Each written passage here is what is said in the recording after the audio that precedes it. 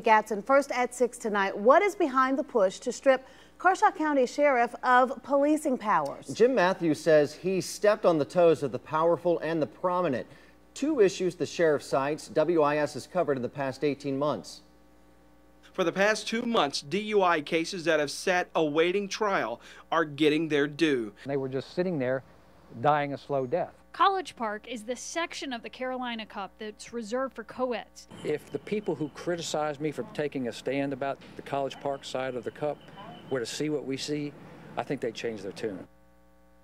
The Kershaw County Council is discussing the controversial ordinance tonight. If it passes, it would be put on the ballot as a referendum in November. Then it would be up for the voters. Exactly. They're holding a work session tonight. That vote's scheduled for next week. Our senior reporter Jack Kinsey just got back from Kershaw County and is live in our newsroom with more on this story. What have you learned, Jack?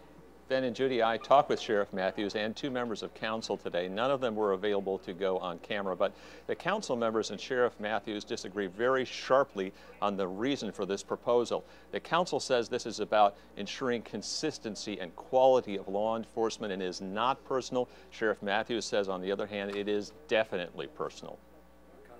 After less than a year and a half in office, Kershaw County Sheriff Jim Matthews will have to fight to maintain his position as the county's top law enforcer. And Matthews is convinced it's happening because he's done his job too well.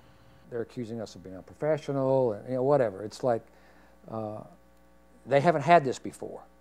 And the way I look at it is black, white, rich, poor, I'm treating everybody the same. If you're prominent and you violate the law, you're going to get treated just the same as if you're not and you violate the law. At issue is this, a draft ordinance that, if passed by county council, would allow voters to decide whether they want the county to set up a police department. That entity would handle most of the county's anti-crime activities, with the sheriff's department turning into a backup agency on matters like court security and serving warrants. A terrible idea, says longtime county government observer Linda Moore. I see that this is nothing more than politicizing the office of sheriff because some things that he has done has not agreed with members of council, members of the judiciary, and perhaps some of the public. And so this is nothing more than a way to try to get rid of Jim Matthews. Sheriff Matthews, in that interview we shot last night, he says he believes that all of the council members, all 7 members of the council members, are working against him on this issue, but he believes that public opinion is solidly on his side. And Matthews believes that if this goes through, this could be politically damaging for the council. We're live in the newsroom. Jack Kinsey, WIS News 10.